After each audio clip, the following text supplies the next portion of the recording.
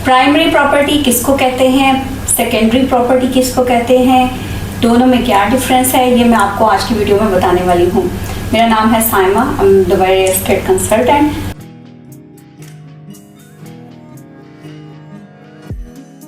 ठीक है जी, primary property होती है वो प्रॉपर्टी जो आप डेवलपर से डायरेक्टली परचेज करते हैं, यानी उसका फर्स्ट ऑनर कोई पर्सन नहीं होता, उसका फर्स्ट ऑनर डेवलपर होता है।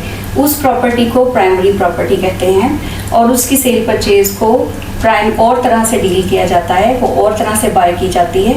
जो प्रॉपर्टी एक दफ़ा कोई प्राइवेट बंदा बाय कर लेता है, इवन बल्क बायर इन्वेस्टर कुछ भी हो, तो उसकी सेल परचेज का प्रोसेस डिफरेंट हो जाता है, उसको कहते हैं सेकेंडरी प्रॉपर्टी।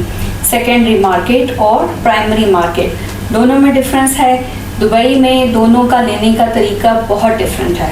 प्राइमरी मार्केट की प्रॉपर्टी खरीदी जाती है सिर्फ पासपोर्ट के ऊपर, पेमेंट प्लान मिलता है आपको और आप जैसे ही फर्स्ट डाउन पेमेंट कंप्लीट करते हैं, प्रॉपर्टी आपके नाम पे ट्रांसफ़र हो जाती है और आपको आना भी नहीं पड़ता, फिजिकल प्रेजेंस नहीं चाहिए होती और ट्रांसफ़र भी डायरेक्टली डेवलपर के अकाउंट में या प्रोजेक्ट एसक्यू अकाउंट में हो जाती है।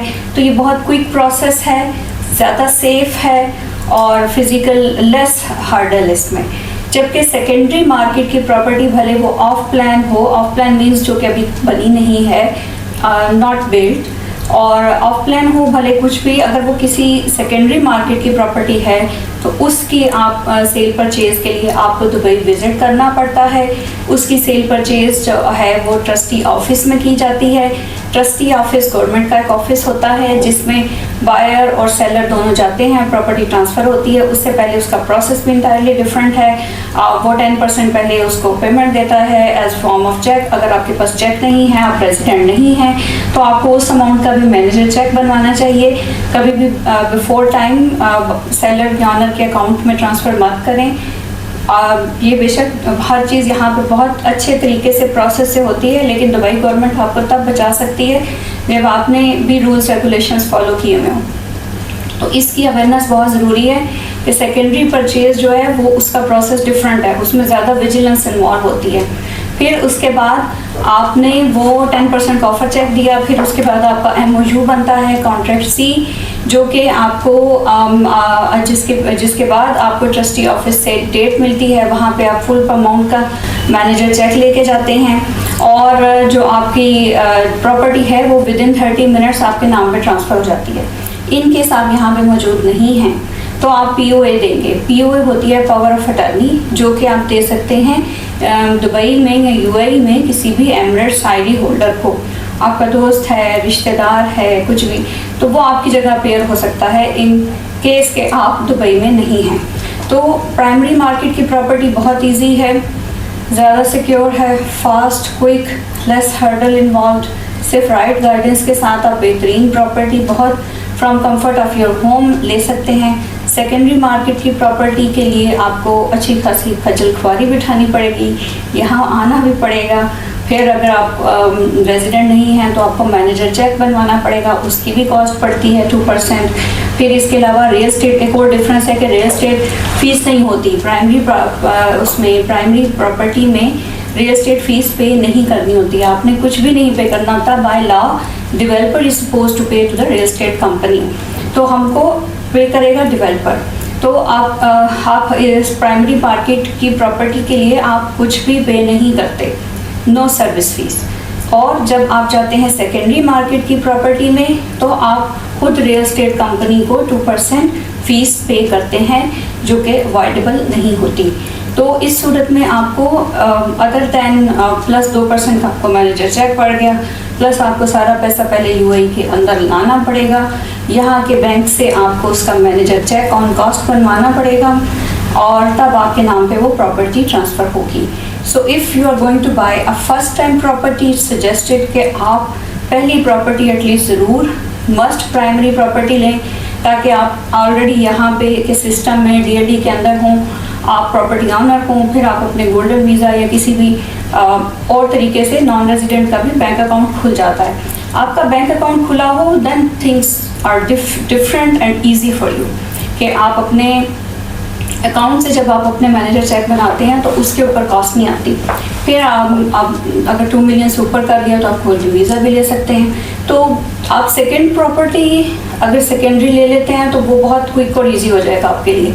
लेकिन पहली प्रॉपर्टी के लिए आपको अच्छा खासा ट्रबल फेस करना पड़ेगा कि पैसा पहले यूएई में लाना पड़ेगा, फिर उसका मैनेजर चेक बनाना पड़ेगा। Only then you can bye.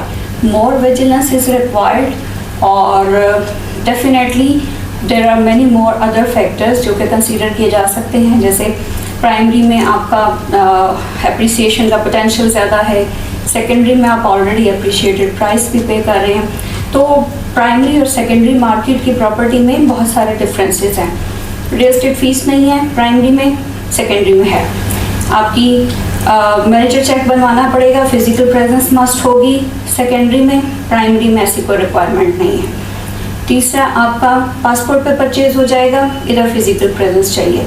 आप एक ऐसी प्रॉपर्टी लेंगे प्राइमरी में जो कि जिसमें अप्रिसिएशन पोटेंशियल ज़्यादा है, क्योंकि आपने लॉन्च में या प्री लॉन्च में ली है तो definitely you have availed the good offer. Secondary में जो आप ले रहे हैं वो आप एक ऑलरेडी अप्रिशिएटेड प्रॉपर्टी ले रहे हैं, ठीक है, तो उसका पोटेंशियल थोड़ा सा कम हो चुका है क्योंकि मैक्सिमम अप्रिसिएशन आपके ऑफ प्लान पीरियड में होनी है। उसके बाद it will be slow down. फिर इसके अलावा आपको जो एप्रिसिएशन प्राइमरी प्रॉपर्टी में मिलती है वो आपकी टाउन हाउसेज में 70 to 80% तक जा सकती है और अपार्टमेंट में वो 25% से 30% भी जा सकती है, 20% भी हो सकती है। लेकिन आपकी जो बिल्ट प्रॉपर्टी है जिसमें, और हमारा पैसा भी उसमें कम गया हुआ, ठीक है, हमारा पैसा भी ऑफ प्लान में कम गया है, तो जो एप्रिसिएशन का पीरियड है वो आपका निकल जाता है। अगर आप सेकेंडरी प्रॉपर्टी में जाते हैं, आप डायरेक्ट रेंट पे जंप करना चाहते हैं तो आपका जो एप्रिसिएशन की अमाउंट है 3 साल की, वो आपके 10 साल के रेंट से ज़्यादा होती है। इस पॉइंट को समझते हुए आप इमीडिएट रेंट को कंसीडर करने के बजाय एप्रिसिएशन को टारगेट करके चलें। दुबई की जो खूबसूरती है वो एक्चुअली यही है एप्रिसिएशन की, कि इसमें एप्रिसिएशन बहुत ज़्यादा है, ठीक है, रेंटल भी ज़्यादा है, फिर डेफिनेटली टैक्स फ्री तो दोनों पे है। इसके अलावा आपका जो प्रोसेस है वो बहुत सिंपल है, क्विक है, फास्ट है। इसमें आपको विजिलेंस चाहिए।